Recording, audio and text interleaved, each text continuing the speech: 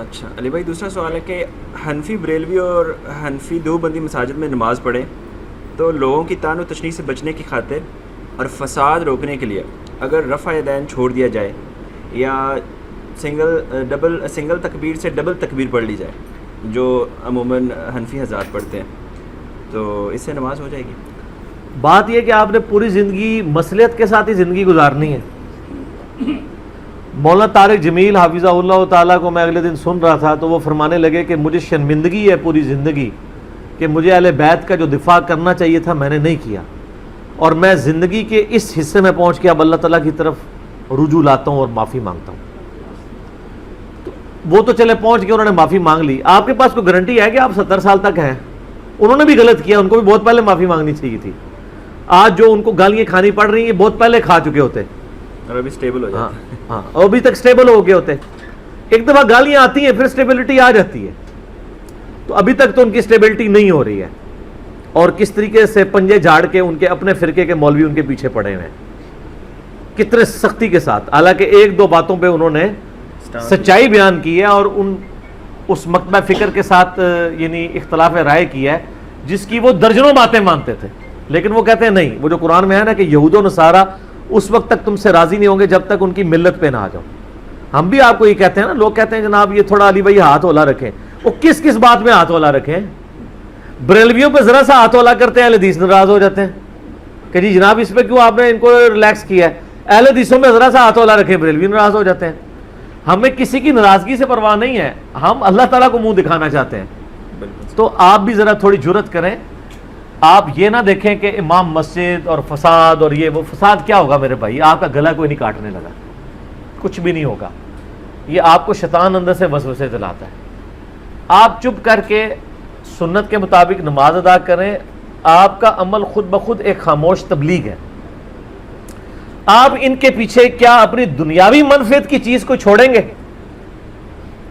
بالکل نہیں۔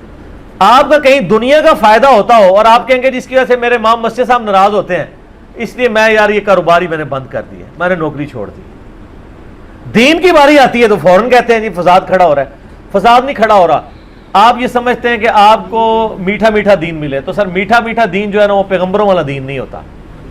اگر پیغمبروں کا دین میٹھا میٹھا ہوتا نا میرے بھائی تو پیغمبروں کو اتنی تکلیفیں نہ کاٹنی پڑتی۔ یہ میٹھا میٹھا جو دین ہے نا وہ دین وہی ہوتا ہے کہ وہ سب کے ساتھ کمپرومائز کر کے چل رہا ہوتا ہے۔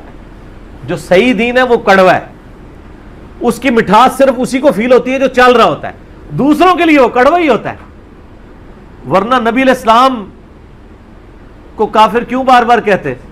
سورہ یونس میں آتا ہے اے نبی اس قرآن کو بدل دو، بہت سخت ہے، یا کوئی اور قرآن لے آؤ ہم کمپرومائز کر لیں گے۔ تو اللہ نے کیا فرمایا؟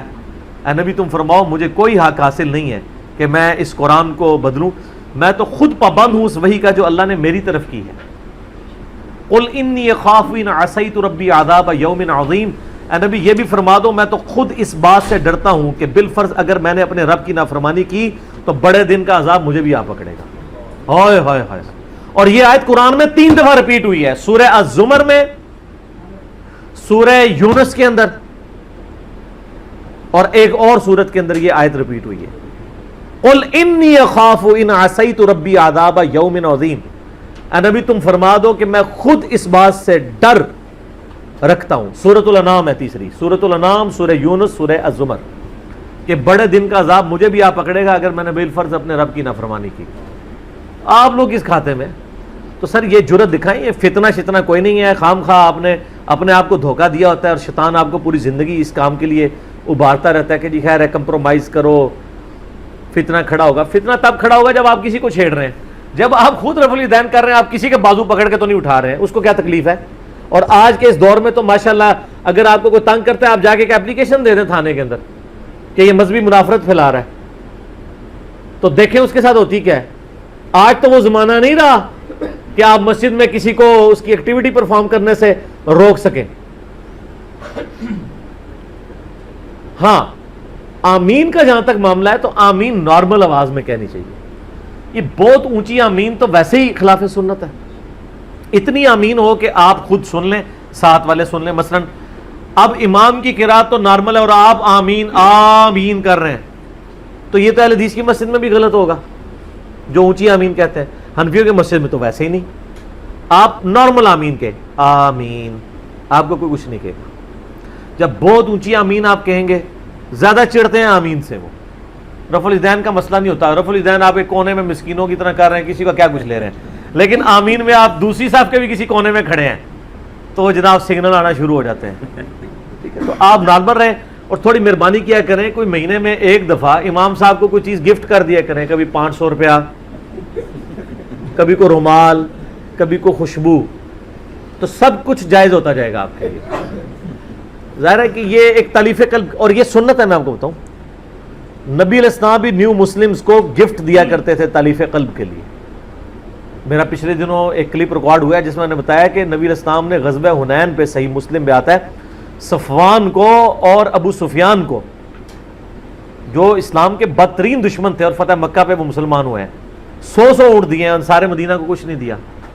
تو جب انہوں نے شکایت کی تو آپ نے فرمایا کہ بات یہ ہے کہ میں بعض کا جس سے محبت کرتا ہوں اسے کچھ نہیں دیتا, اس پہ میرا اعتماد ہوتا ہے, اور میں ان کی تالیف قلب کے لیے دیتا ہوں تاکہ ان کے دل ایمان کے اوپر ٹھوکے رہیں.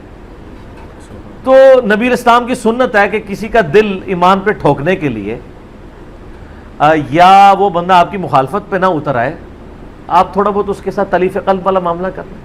ان کو بھی مؤلفۃ القلوب بنا لیں آپ, تو لقاب بنا لیں ان کو, لیکن آپ سچائی سے پیچھے نہ ہٹیں.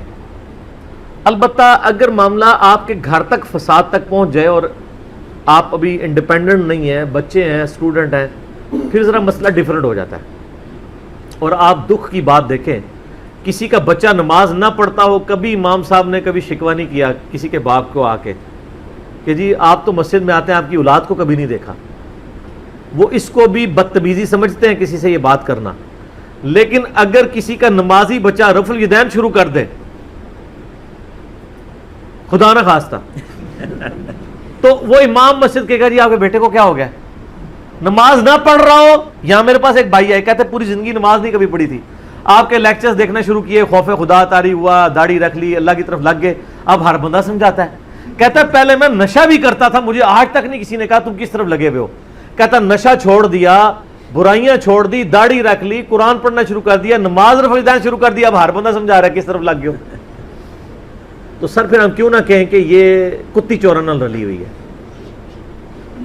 یہ لوگ جو دین کے محافظ تھے یہ دشمن بنے ہوئے ہیں دین کے.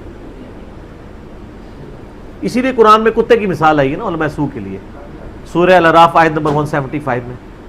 تو اللہ تبارک و تعالیٰ نے اتنے سخت الفاظ ابھی تو استعمال نہیں کیے, ان کا بیہیویئر وہی ہے. تو آپ سر پیچھے نہ ہٹیں. تو وہ ایسے بچے جو میں نے جن کے بارے میں بتایا کہ اس طرح کا ایشو ہو جائے نا, ان کے لیے ٹھیک ہے کہ وہ رفع الیدین اور آمین کے اوپر وقتی طور پہ جب تک انڈیپینڈنٹ نہیں ہے کمپرومائز کر لیں, لیکن باقی نماز ساری سنت کے مطابق پڑھیں. ہاتھ باندھیں, جلسہ استراحت کریں, سجدے میں جاتے وقت پہلے ہاتھ لگائیں پھر گھٹنے, باقی ساری چیز رکھیں. صرف رفع الیدین سے ان کو چیڑا ہے نا, یہ میں ان کے لیے بتا رہا ہوں جو ڈیپینڈنٹ ہیں, جو یعنی معاملات کو ہینڈل نہیں کر سکتے, بچے ہیں ابھی, اور فساد کھڑا ہو جائے گا. اور ظاہر ہے کہ وہ تو آپ کے ابے کے جتنے دوست ہیں نا, وہ جب ملیں گے تو آپ کے ابے کو ذہنی مریض بنائیں گے. ہم تو بھگت چکے ہیں نا یہ چیز ذاتی طور پہ بھی. تو یہ جو ابے کے دوست ہوتے ہیں نا, یہ بہت خطرناک ہوتے ہیں. تو وہ یا تو پھر آپ پریکٹیکلی ان کو علمی طریقے سے قائل کر لیں, اگر وہ قائل نہیں ہوتے تو کم از کم بڑی اسٹریٹجی کے ساتھ چلیں.